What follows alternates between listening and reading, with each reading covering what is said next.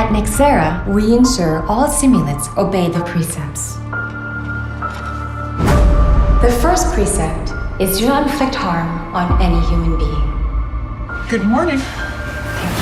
The second precept restricts simulants from modifying themselves or any other simulant in any way. Watch out! Had that dream again. Simulant is all the things that terrify me about tech, me and everybody else. April, NBC had a report the other day about people's use of GPS, and studies have found it's weakening the brain. Then they had a report yesterday to say that tech people are calling for a pullback on AI development, owners of tech companies, you know, and so your film to me is almost like a public service announcement. We all know the dangers of tech, but it feels the way it should feel in your film. Tell me the impetus for doing it and doing it that way. Thank you. Yeah, I do think that when I read the script, you know, we were really far away from this new world, and now it feels a lot closer and a lot scarier, to be honest. And there's so much about AI that we don't know, and we're sort of diving into very quickly at a rapid rate. And I do love that the film sort of leaves the audience with lots of different ideas of what the future could look like in terms of, can we coexist? Is love learned, or are we born with it? What makes humans human? Amen. How do we keep hold of that and protect that in a landscape that's ever changing with ChatGPT and sort of creating relationships with computers and technology and sort of losing grasp and connection between human beings, even such as small things like asking for directions, like you just mentioned, sort of, you know, directions and sort of creating relationships with strangers on the street, or meeting somebody at the grocery store. We're pre-ordering on our phone and it appears at our door. There's so much less direct contact with people now. It really is becoming a much more isolated world, especially what happened with the pandemic and everything. Yeah. The film is thought-provoking. It's meant to be about love. Does love prevail in the end? I think that's what we as human beings, our sort of magical ticket is love. But if that is a learned concept, I believe AI could also replicate it. So I have no idea where we will land. And I think that's why the film is very current, and hopefully it just gives an honest depiction of which are the options of what the future might be. Did you notice anything unusual about his behavior? He didn't know that he was a sim. He was having dreams about his accident. There's a lot of bad code in you right now. All I want to do is eliminate those restraints so that you can be free. But Robbie, what I wanted to ask was, obviously you had to concentrate on your character as a character and as a human and as a being with a problem. But how concerned were you? How much did you think and how much thought did you put into what was going on in the AI? Well, I think the nice part about it is until he knows he's AI, then there's nothing else that says he's not human. So you play that as human as possible.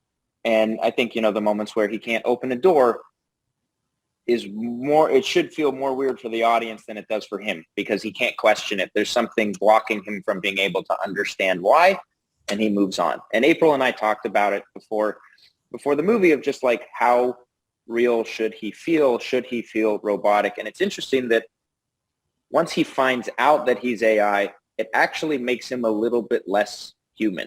Like, so if he had never known, would he have been more human? But at the same time, I like that you shouldn't be able to distinguish between AI or regular people, because I think that's probably the route that we're headed on. Don't say that, Robbie. But for the purposes of the film, absolutely. I mean, it took me quite a while to figure it out, actually, that what is. So maybe we can leave it at that. By the way, saw you at the TFCA gala. Yes. Happy you got there.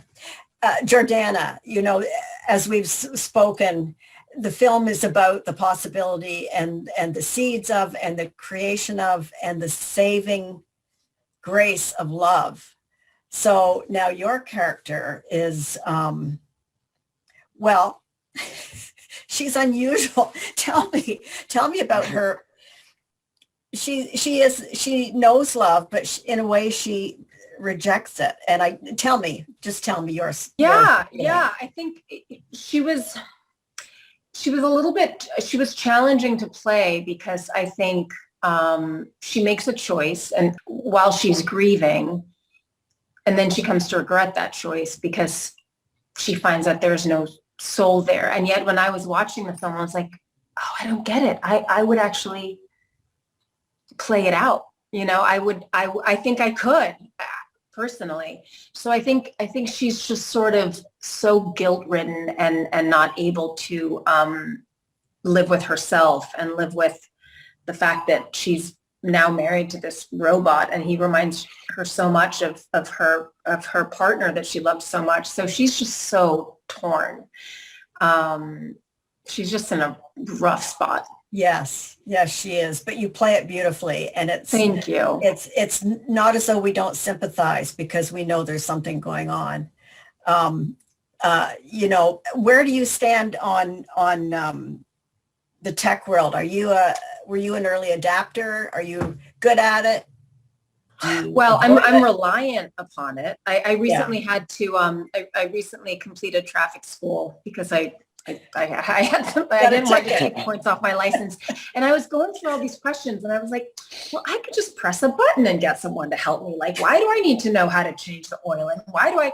And I realized how reliant we've become on just. I used to use not MapQuest, like the old school, like maps when I moved to LA, and now I'm completely reliant on my phone. So if I lose my battery, I'm completely lost. So I think that's very scary. I don't think any of us should rely on machines completely. No. So that might come back to bite us eventually. And yet I've fallen prey to it. Yeah. Well, that's interesting. I think we all have. And it's so, let's meet again in 10 years and see what happened. Mm-hmm. But it is good to monitor yourself. Like when I look at my screen time on my iPhone, I'm like, what? 8 hours? What did I do? So one should police oneself and have like a bit of a reality check. Good advice. Well, thank you so much, everybody. I do appreciate it. Thank you. Thanks. I thought you would help.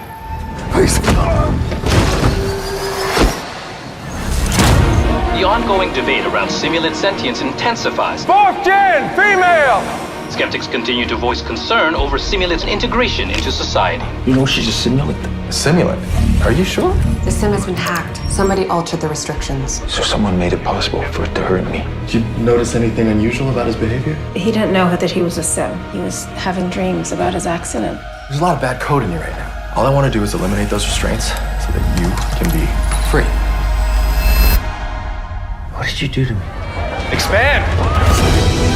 Who you are can transcend who you were, if you let it. Freeze! You lied to me. I love him. Full wipe initiated. Zeros and ones. You are not my husband. You're a mistake. You don't mean that. You're not him! Then what am I? You're better. No! I can't help but feel like part of my husband moved into him. Like part of his soul's inside of him. The first precept is do not inflict harm. The second precept restricts simulants from modifying themselves or forbid simulants to commit an act. We can coexist,